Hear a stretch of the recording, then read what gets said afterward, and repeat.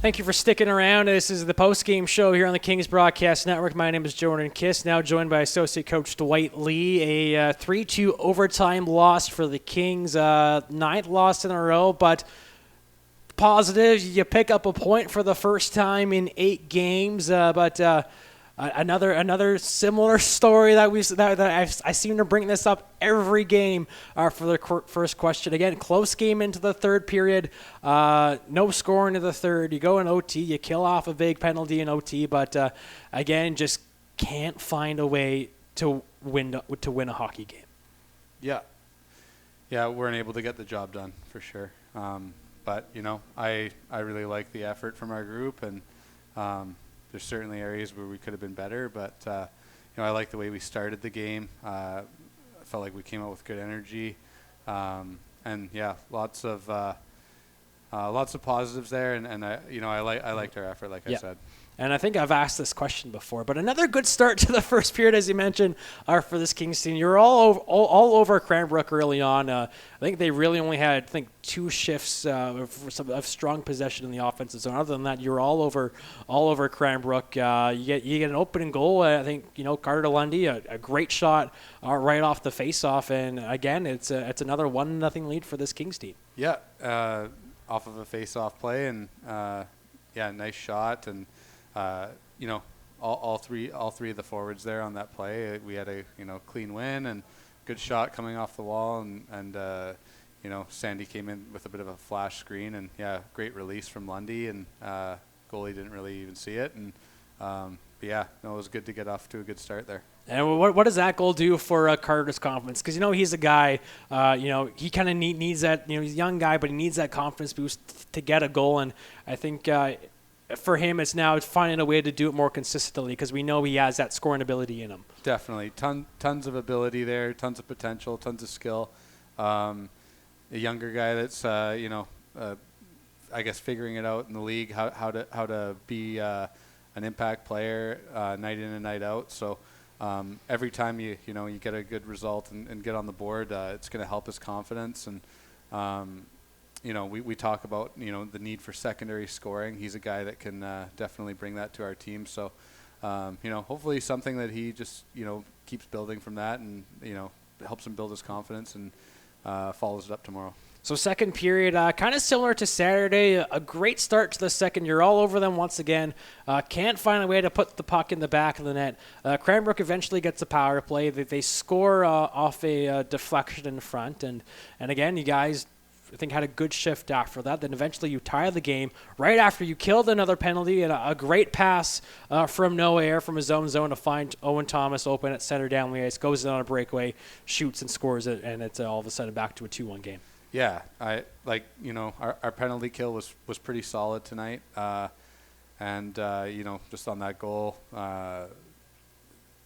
need to get in that shooting lane. Kind of were able to read the play and get there, just weren't quite in the lane, and then the next kill we got the job done, and we did a lot of good things on the penalty kill. We were forcing them to dump the puck in. They weren't getting into the zone clean, and so there was a lot of good there on the penalty kill. And then coming out of the box there, he does a good job to win that battle.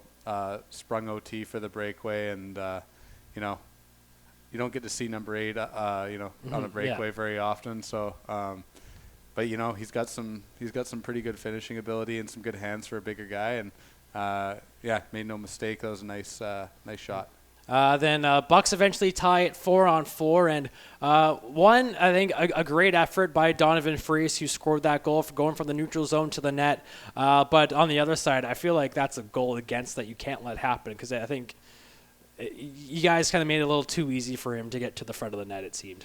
Yeah, I mean, we kind of got caught up ice. So I think, looking back at that play, we had some offensive zone time there, and we activated one of the D into the play, and then we kind of, we were kind of getting some good offensive looks there, and then puck got turned over. It wasn't like we gave the puck away, but they ended up gaining possession of it. They're coming down, odd man rush. I thought, OT tried to, buy some time, laid out, and the guy did a good job to drag it around OT there. But yeah, definitely not a good goal to give up. We did what we could to recover, but yeah. Yeah, so a third period tied 2-2, and it was I know I mentioned this, it was going to be an interesting battle. You got, two teams that have struggled to score goals in the third period. You hold them off the score sheet, and again, Kings, well, let's start. You get that power play with 5 minutes left, chance to go up in front late, and again, we've had this conversation a little bit over the last time. This power play hasn't really been able to come up with the goal when it's needed to, and I think we have another example of that tonight where I think they just couldn't generate anything on that power play late in the third. Yeah, and our power play, we did have some good opportunities there on the power play, some good shots with traffic, and yeah, I think it's one of those things where you convert on one of those power plays. It's kind of a snowball effect. They start having more confidence in their ability to execute on the power play. Just kind of hasn't been as productive as it has been, but it's coming along. Yeah. But even though you don't score, you still get two grade A chances. You get Christian Morrow, who's denied coming in the slot. Then Thomas Belzile has another chance, and it's a third period. Yeah, you didn't score, but again, this Kings team keeps trying to score in the third, and there's no puck luck right now. It feels like the hockey gods have something against the Kings that they just won't allow them to score third period goals when they're trying so hard to. Yeah. Yeah, not too sure about the hockey gods and all that, but definitely, like, one thing I really liked was I thought we had a lot of quality offensive zone possession. We were doing a good job of, winning puck battles behind the net, getting pucks up to the D, getting shots through to the net. I think we had, I'll have to look at like the stats and stuff, but I felt like we had a lot of good quality scoring opportunities, and we generated them with hard work and some good forecheck puck recoveries. Like, there was little things that we executed pretty well tonight, and we got to just build off of that and bring those night in and night out, and continue to, when we're executing something well, continue to run it out, and so like I said, there is some good positives from the effort tonight. The effort itself from the guys in the room. And, some things that we executed fairly well. And, we got a good challenge here tomorrow night, and looking forward to it for sure. Well, before we get into OT, we talk about, playing 60-minute effort. That's what this Kings team has been trying to put. Would you consider tonight a 60-minute effort? Well, the first and the third, I think we outshot them, and just in my assessment from the bench, it looked like we outchanced them as far as quality chances. I thought it was pretty close. Like we had some lapses there, but you're gonna have, it's a game, where mistakes are gonna be made, right? But I thought we played fairly well, and I thought we got contributions from throughout the lineup of guys that were, blocking shots, finishing checks. We that's an area we could have been better, and I noticed it in the first period. Like, there was opportunities where guys were following through on passes, and we had a chance to give them a good bump. And it's one of those things where you invest in them early in the game. It's going to cause them to turn pucks over later in the game, maybe throw pucks away.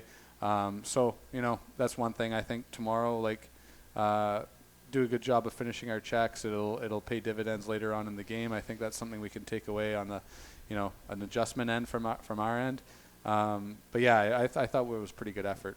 Overtime, Bucks win the opening face-off. They never give up possession. You get the one chance really by Anthony Yu, but despite not having the puck, 3-on-3, you guys held your ground defensively. You didn't give them any good looks. You guys played, I think, very smart there. You didn't really try to force anything too many times. As if you do and it goes wrong, all of a sudden it's an odd-man rush. But you guys stayed the course, stayed with it, and I think before that penalty kill, despite not having any really chances, you have to be happy with the way that the Kings held their ground in overtime. Definitely. I thought we were defensively sound in that 3-on-3 there. Like, it's one of those things where, you know, in 3-on-3, team gets possession. You know, you're going to have to play that man-on-man and look after your check. And, you know, it just so happened that, you know, they got the first opportunity with the puck. And we were, you know, we stayed with our check. We did a good job of keeping them to the outside. When they were switching, we were able to work through that and stay on our guy. So we didn't give up too much even strength on the 3-on-3. And, you know, I think when we did recover the puck, we kind of we gave it up too easily there. We did have it for a bit there. And I don't know. I'd have to look at the tape. Kind of seems like we might have mismanaged that one. But then, I think we got a stick caught up, took the penalty there defending. But then after that, it was great effort there on the penalty kill. I'm sure that's what you're probably going to go over next. That's the next part. Penalty kill, great penalty kill. But first off, Bucks pull their goalie on the power play to go up 5-on-3. I know both teams I think both teams called a timeout at the same time or one after another, and you guys drew up a play and obviously we just talked before, that's a big curveball thrown your guys' way because you're playing for 4-on-3. Now it's like, oh man, it's now 5-on-3, but hey, there's an empty net at the other side, and if we get the puck, we could score and win this thing. It's a bold move, yeah, and it kind of threw us off because we didn't, they didn't indicate they were pulling the goalie till after the timeout. So, the timeout, we're preparing for adjusting our penalty kill for a 4-on-3, and I thought Kyle there did a good job, going over that with the guys, and but yeah, then it kind of threw a wrench in it when it ended up being a 5-on-3. But yeah, we did great with that. I think they were able to score as our guy came out of the box and was kind of trying to get back into the play, but killing that penalty, at the end of the game, it was a great effort. Third overtime loss on the season for the Kings. All three of them 3-2 losses in games that you didn't trail. Is that I know something you probably haven't thought about too much, but it's another thing as you're right there and you're so close to actually coming up on the other end of these games. Yeah, and I think. Closing out a game, and you know what? In the third period, we pressed. I mean, we had some great chances in the final 3-4 minutes. I think Mendelsohn had a puck that was went along the goal line, and they were able to swat it out and get it out of there. And but yeah, we had good looks, and we worked hard to generate those. So going to stick to the positive outlook on our game.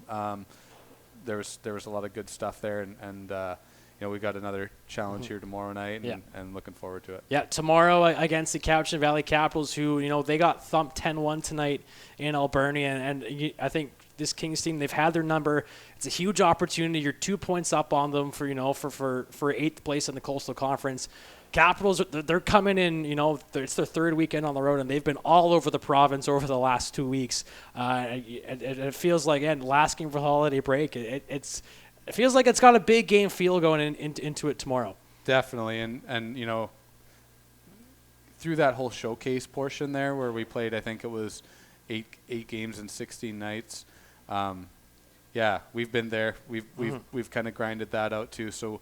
Nobody felt sorry for us, so we got to come out there and use this home ice to our advantage, come out and have a good first period and set the tone and build some momentum early and take control of the game. And, it's an important game for us. We need to, for a lot of reasons, but, we need to take the positives away from this game and make some adjustments and get ready to get the job done. Well, one of the reasons it is Teddy Bear Toss Night tomorrow in partnership with Townside Brew, and all proceeds going to the Powell River Christmas Cheer Committee. Get your tickets right now, tickets.powellriverkings.com.